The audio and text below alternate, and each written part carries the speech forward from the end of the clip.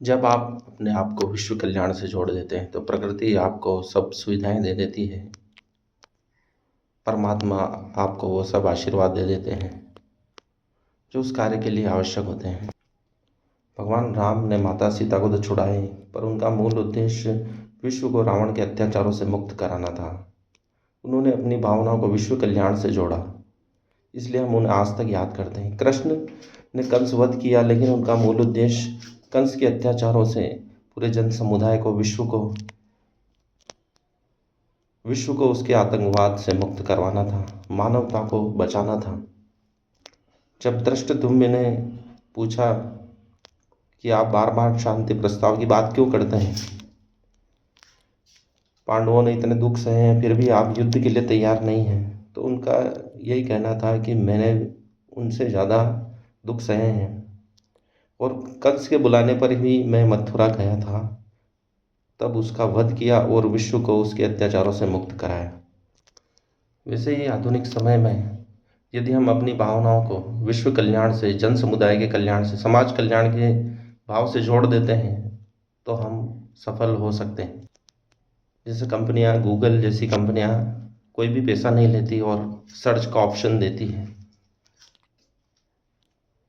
Facebook, WhatsApp आदि कंपनियां ऐसी है जो फ्री चलती है साधारण लोगों के लिए, लेकिन वो एडवर्टाइज से कमाते हैं, पर उनका मूल उद्देश्य समाज को जोड़ना है, लोगों का कल्याण करना है, सामूहिकता को बढ़ाना है।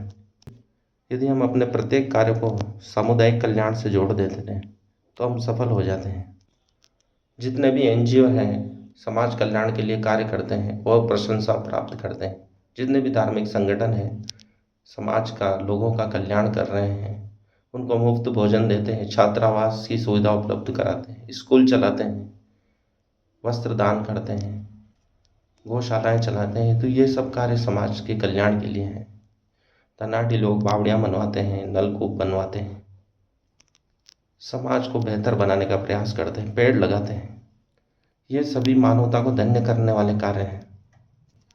भगवान बुद्ध ने मानवता के कल्याण के लिए अपने राजपाट का त्याग किया। भगवान महावीर ने राजप्रसाद का त्याग कर तपस्या का मार्ग चुना, अहिंसा का मार्ग चुना, ताकि मानवता को एक नई दिशा मिले। महात्मा गांधी ने वकालत छोड़कर भारत को आज़ाद कराने का संकल्प लिया। जब हम मानवता के कल्याण के लिए अपने आप को जोड़ते हैं तो पूरा विश्व आपकी ओर न्यौछावर हो जाता है, आपकी बात सुनता है, पर उसमें लाग लपेट नहीं होना चाहिए। ये महापुरुष ऐसे हैं जिन्होंने अपने स्वार्थ के लिए कभी कार्य नहीं किया, सिर्फ मानवता का ध्यान रखा, इसलिए इतने सफल हुए। आज भी मनुष्यता ऐसे लोगों को पसंद करती है जिनका कोई स्वार्थ नहीं है और समाज के लिए कार्य करते हैं। आज भी ऐसे कई उदाहरण हैं जिनसे हमें प्रेरणा प्राप्त होती है। कुछ संस्थाएं लगातार समाज के कल्याण के लिए कार्य कर रही है, इसलिए मानवता बची हुई है। दया, प्रेम, करुणा जैसे भाव आज भी जीवित हैं। इसलिए यदि आप असफल हैं या सफल हैं, समाज के लिए कुछ कार्य करें, समाज कल्याण के। अगर कर नहीं सकते हैं तो उच्च भाव रखें, समाज के कल्याण का भाव रखें, मानवता के लिए प्रयास करें। धन्यवाद, हार्दिक आभार मुझे इतना सुनने के लिए।